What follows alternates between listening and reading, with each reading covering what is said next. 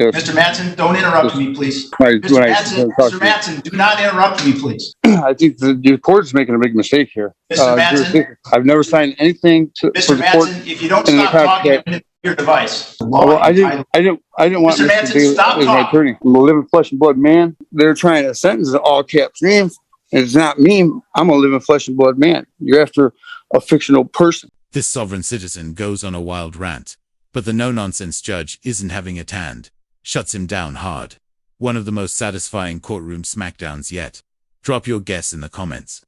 Like, subscribe, and turn on notifications for more courtroom chaos. Let's get into it. The only one I've ever taken an oath to is God Almighty himself. There's only one lawgiver, one creator, one judge. That's God Almighty. That's who I recognize. And sir, you are Robert Joseph Mattson, correct? Hello. I'm a living flesh and blood man, attorney for a public officer or statutory citizen judge. I'm a living flesh and blood man. All right. You are the living flesh and blood man who's known as Robert Mattson, correct? Attorney for Robert Joseph Mattson, which would be the all caps name. Judge, there was something that I was trying to talk to my attorney about. Before you let me out of the hospital, I was in the hospital or the jail. I was experiencing a lot of pain and trouble. The jail was not treating me properly. After I got out of the jail, I went to the hospital, and they hurried and rushed me to Toledo Hospital, where I almost died. Had I not been released from jail when I did, I would be dead in that county jail. All right, Mr. Mattson, we're here for your sentencing hearing today. I'm not really able to address issues of medical treatment while at the jail. Well, I was just saying there was something I agreed to. Mr. Mattson, don't interrupt me, please. The medical treatment that people receive at the jail is not within my purview, and I'm not going to address that today. So, well, I just saying I was going to address my. Mr. Mattson, do not interrupt me, please. Have you had an opportunity to read and review your pre-sentence report? I did with the secretary for Mr. Daly. Have you had an opportunity to discuss your pre-sentence report with Mr. Daly? I haven't had an opportunity to discuss it with him. I did with the secretary. My secretary got a hold of him. Mr. Daly, if you could just let me allow him to finish his answer. What were you saying, Mr. Mattson? I did with the secretary. I talked to her over the phone and told her everything looked good. And I believe Mr. Daly was supposed to get back a hold of me. I don't know if he got too busy or something else happened. All right. Thank you, Mr. Mattson. Mr. Daly, you wanted to say something on that issue. Yes, sir. My secretary contacted him in regards to the PSI. He said everything was right. He had no complaints about anything. I still tried to contact him back, didn't get an answer. All right. So what we'll do is have, if Mr. Daly, if you'd be willing to step out into the hallway, we have an iPad out there that we can log into the Zoom session. But I don't think he needs that. He's ready to be sentenced, Your Honor. You have any other questions, Mr. Mattson? Yeah, Judge, I think the court is making a big mistake here. I've not. I appreciate that, Mr. Mattson. And we've discussed it before. Any of my rights or immunities. I'm not a statutory citizen. I am sovereign. I'm not somebody who's under the jurisdiction. I've never signed anything to Mr. Mattson, if you don't stop talking, I'm going to your device. Okay? I've discussed all of these issues with you before. Okay. And well, I object, but I mean, Mr. Mattson, that's what you're doing. Right. I've muted Mr. Mattson's device because he won't stop interrupting me. Mr. Mattson, what I'm trying to tell you is that we have discussed these issues before. You've raised those issues. I've ruled against those issues. And ultimately, you pled guilty of your own choice to the controlled substance possession of narcotic less than 25 grams. And so I'm going to sentence you on that charge today. If you'd like, I will have Mr. Daly step into the hall and you can have a breakout session with him so you can speak with him about your pre-sentence investigation report if you have questions or things that you want to talk with him about regarding that report. So I'm going to unmute your device now and I want you to tell me whether you want a breakout session with Mr. Daly or not. Hello? Yes, we can hear you now. You want a breakout session with Mr. Daly? Well, I've tried to talk to Mr. Daly before, Mr. about this. Manson, answer my question. Do you Yes, want sir. a breakout session with Mr. Daly or not? Your Honor, you're going to do what you're going to do. I've tried to talk to the courts and reason with the courts. If you're going to sentence me today, then I just file for an appeal. I'm an objection to anything that happens today. I was under duress when I took the plea due to my life was at stake. Mr. Manson, please answer my question. Do you want a breakout session with Mr. Daly or not? Mr. Daly hasn't been much of help for me, Your Honor. So that is not an answer to my question, Mr. Manson. Please answer the question. You want a breakout session with him or not? Sorry, Your Honor. It just ain't been doing me any help, no justice at all. I've already said what I had to say. If the courts is going to sentence me today, then that's what they're going to do. I don't agree with anything that's going on today. I'm sorry. My life was at stake when I had talked to the courts. All right, Mr. Manson, please stop talking. So you refuse to answer my question about whether you want a breakout session with Mr. Daly or not. The law. Well, I didn't want Mr. Manson, Daly stop as my talking. attorney. Yes, sir. The record, I placed Mr. Manson on mute again because he's continually interrupting me. Mr. Manson, what I'm trying to explain to you is that you have the right to discuss your pre-sentence report with your attorney before the sentencing. I've asked you 4, 5, maybe 6 times now whether you want to have the opportunity for that breakout session, and you won't give me a simple yes or no answer. So what I'm going to do right now is ask Mr. Daly to step into the hallway. We'll set up that iPad. I'm going to put you in a breakout session with Mr. Daly in order to make sure that I comply with with your rights to have that breakout session. So at this point, I'm going to set that up, whether you want it or not, so that we have complied with that requirement. A few minutes later. Judge, I just had a repeat of a conversation you already had. I'm prepared for sentencing.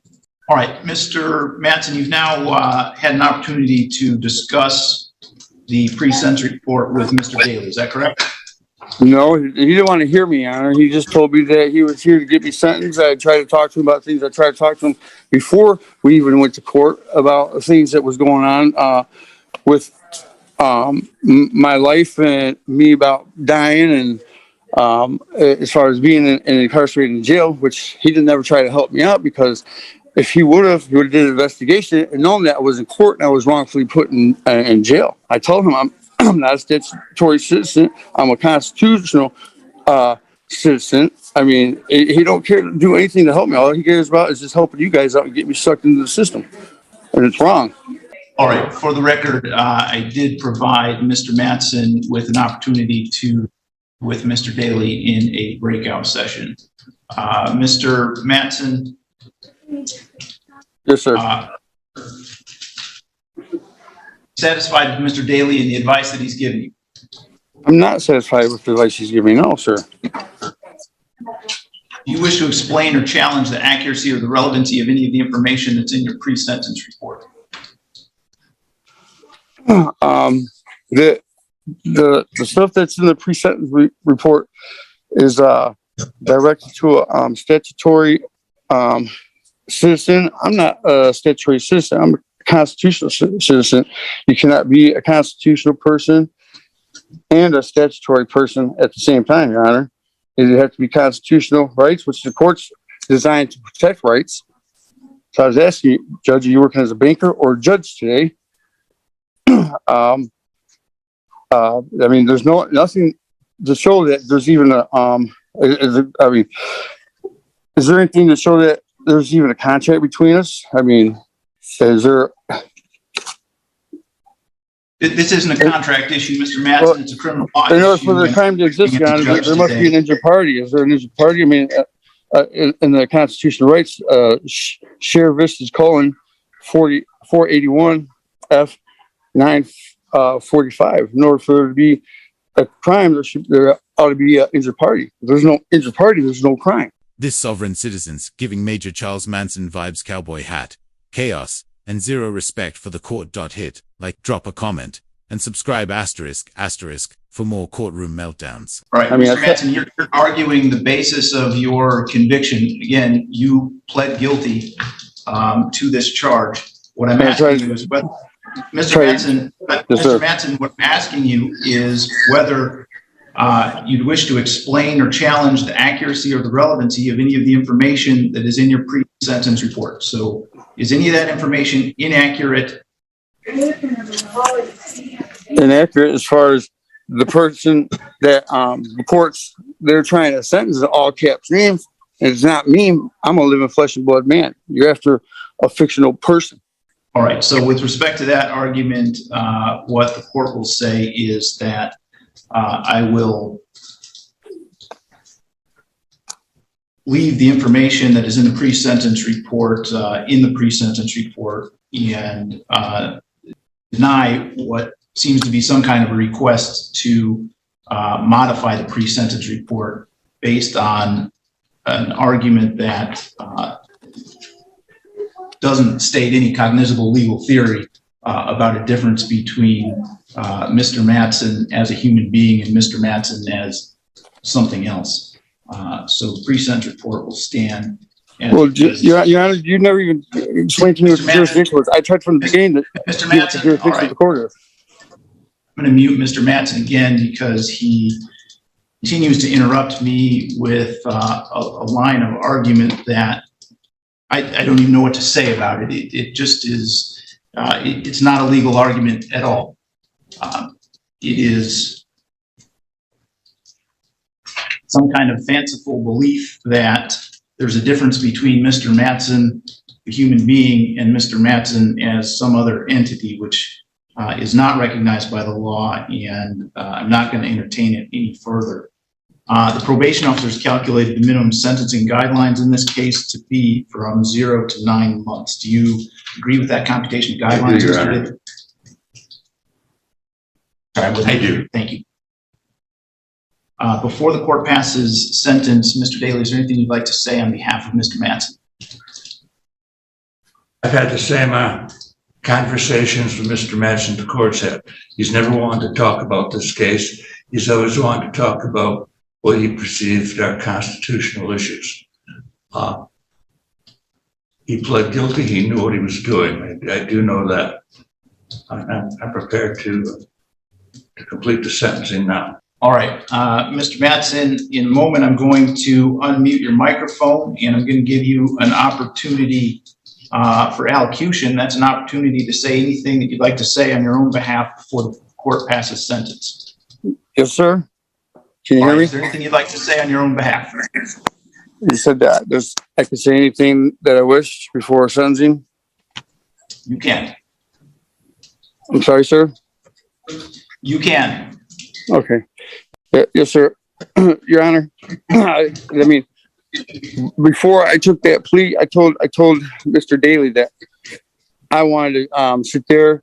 I wanted him to sit there, get the cameras for the courts to prove that I was at the court date the day that I was put in jail, and said that that I wasn't in the court for a contempt of court. He said, and I told him I wanted to fight my case, but I had to be out because I had medical issues. Mr. Daly said that's fine and all, but if you stay here and you fight this case, they'll keep you in here for a year fighting your case. You will not be let out of jail. Your Honor, I couldn't do that. I was in major pain. I would have died in that jail. My proof is within the doctor's records in the hospital. I had a serious condition which would have left me dead within a week from the time that I took the plea. The following day after I got up, my wife was killed in a car accident, because everything's been going downhill for me ever since. And now this with the courts. I don't feel that I've had a fair chance with the courts ever since I even started with the court, because the courts has not proven jurisdiction to me. I've not written any papers out agreeing in the contract saying that the courts can have any kind of jurisdiction over me. I have not relinquished any sovereign immunities that I have. I just don't feel like there's been anything fair, which is not going to be within the court system. I mean, I've tried to say not a statutory person who is within your jurisdiction. If anything, I'd be considered constitutional, but I'm not even under the constitutional laws, but I will use them if I feel necessary as a constitutional living flesh and blood man. There is no injured party. The only injured party would be the state's laws, which the state cannot be the prosecutor, the injured party, and the judge. There's nothing's right. The court case either had been dismissed or moved to a higher court. And I wasn't going to sit there and be left in jail to fight my case for a year. I would have been dead. I'd been stupid not to sit there and just agree with a plea that I didn't even agree with in the first place, just to save my life. I don't think that's fair at all. It's not right. There's nothing but wrong here. It's injustice, not justice. Our sovereign citizen buddy just vanished mid-Zoom, probably off to call his legal advisor from Facebook. Like, comment, and subscribe, asterisk. This courtroom circus is just getting started. You can't be a constitutional person and a statutory person at the same time. Either you're one or the other. And Wi-Fi wasn't working properly on my computer. I couldn't draw up my own paperwork. I've been in nothing but severe pain. I've been able to move around and do much of anything for myself. The only one I've ever taken an oath to is God Almighty Himself. There's only one lawgiver, one creator, one judge. That's God Almighty. That's who I recognize. For me to sit there and agree to anything more than that would be me sitting there violating the laws of my God. All right. In determining the appropriate sentence in this case, the court has considered the seriousness of your offense, your history, the principle of proportionality, the statutory penalty, the cost of confinement, the report and recommendation of the probation department, as well as what's been said on the record here this morning. The criteria and reasons for the sentence are the nature and gravity of the offense, the discipline appropriate to its commission, deterrence against repetition by you and by others, vindication for the law, and the protection of society. As indicated, with respect to these sovereign citizen or whatever the other arguments you're making are, we've dealt with the jurisdiction issue in the past. I've ruled on that on at least one occasion, probably multiple occasions, and that ruling is not going to change. You will have appellate rights if you want to pursue those. You're welcome to do that, but you have pled guilty in this case. I think under normal circumstances, that would be an adequate recommendation with he's gone. Oh, is Robert Matson there, please? Okay, who am I speaking with? Okay. All right, thank you.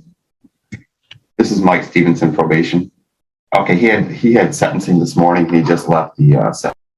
Judge, I just spoke with a female at the number that he gave me, and she claims that he is at a heart doctor appointment at this time. That's what she claims. We have everyone back with us now. Mr. Matson, we are in a court proceeding right now, and so I'm going to ask you not to eat anything and to remove your hood. All right, I'm going to ask you to remove your hood also, Mr. Matson. Thank you. Mr. Matson pled guilty to one count of controlled substance, attempted possession of cocaine, heroin, or another narcotic of less than 25 grams, pursuant to a plea agreement which dismissed one count of possession of cocaine, heroin, or another narcotic, dismissed one count of driving the license suspended, and one count of alcohol open container. So the agreement was to one count of attempted possession of a controlled substance, dismissal of the remaining charges, and that was apparently incorrect. There was no sentencing agreement in this case. This is Mr. Matson's first felony conviction. He does have 4 prior misdemeanors. Those are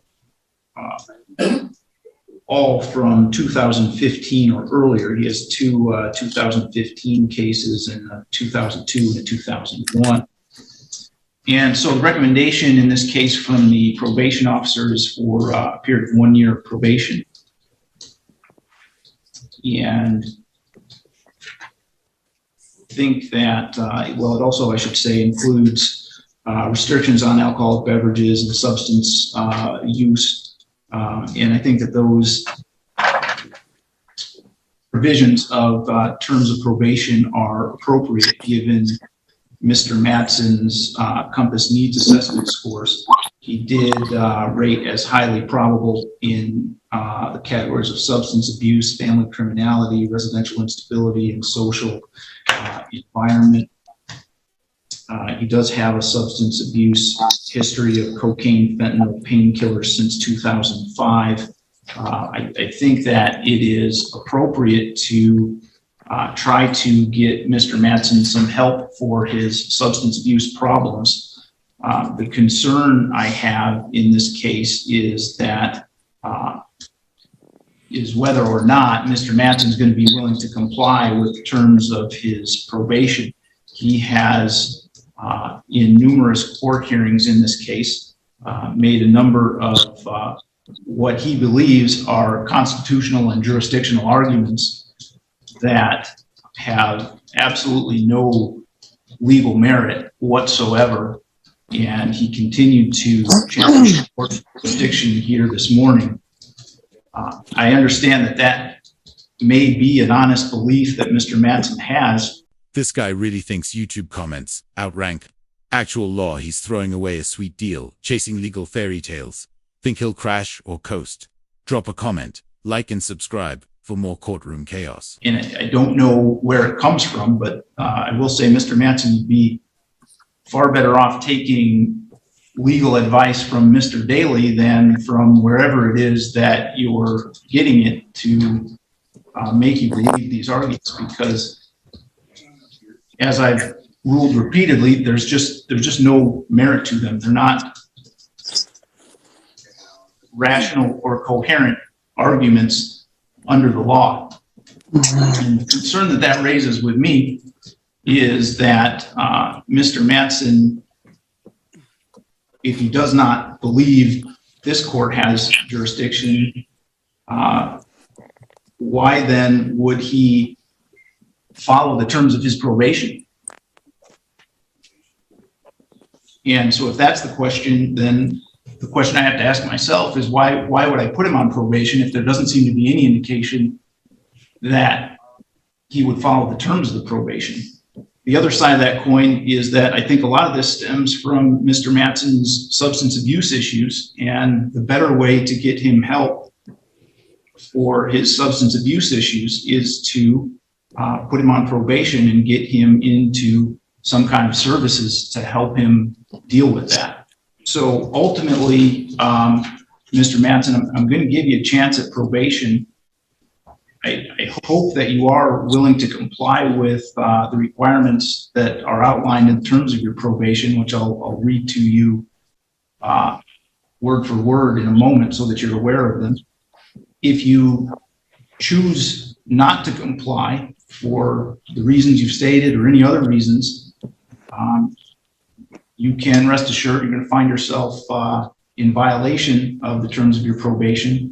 And then I am going to be imposing other penalties, meaning for you jail time. And I'll just tell you now, it'll be a short leash, because if we continue down this road, I'm already suspect of your ability to comply. So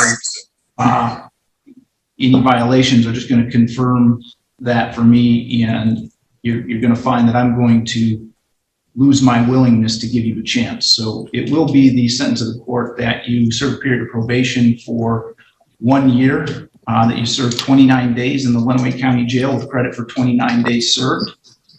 You must not use or possess alcoholic beverages or other intoxicants. You must not enter bars or other places where the primary purpose is to serve alcoholic beverages for drinking on site, unless the field agent has first given you written permission for your employment at a specific location. You must comply with the requirements of drug and alcohol testing as directed by the field agent. You must not attempt to submit any fraudulent or adulterated samples for testing. You must not hinder, obstruct, tamper, or otherwise interfere with the testing procedures. And you must present proper identification at the time of testing. You must pay the cost of your substance abuse testing. You must not be in possession. You must not use or possess any controlled substances or drug paraphernalia unless prescribed to you by a licensed physician. You must not be with anyone that you know to possess those items. You must complete an outpatient or residential substance abuse treatment when you are referred by the field agent. You must complete a substance abuse assessment when you are referred by the field agent. You must pay a $30 per month supervision fee, so long as there's no electronic monitoring. If electronic monitoring becomes necessary, that fee increases to $60 per month. You must also pay court costs of $750, an attorney fee of $450, a crime victims' rights fee of $130, and $68 state costs. Do you understand that, Mr. Mattson? Yes, I do. Hey, Judge, I just had a couple questions, if I may, from you. Concerning what you just said. All right. What's your question? Well, if there's a crime victims fee, I'd like to know where the victim is, and also, Your Honor, you said something about the jurisdiction. If there's no problem with the jurisdiction, I mean, how come you couldn't tell me exactly which jurisdiction you're operating under? Because I would have to object to what you said. I mean, it don't make no sense to me, Your Honor. I told you that before, Mr. Mattson. I'll tell you again. I'm operating under the jurisdiction of the Michigan Constitution that sets forth the fact that the state has various circuit courts. I'm the judge of one of those circuit courts, that one be where you were alleged to have committed this crime and where you pled guilty to this crime. As far as the crime victims' rights fee, that is assessed in every case where there is a guilty plea or verdict.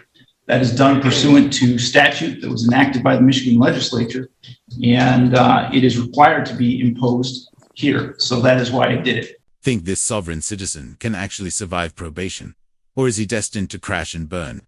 Drop your vote in the comments. Hit like and subscribe for part 2 of this courtroom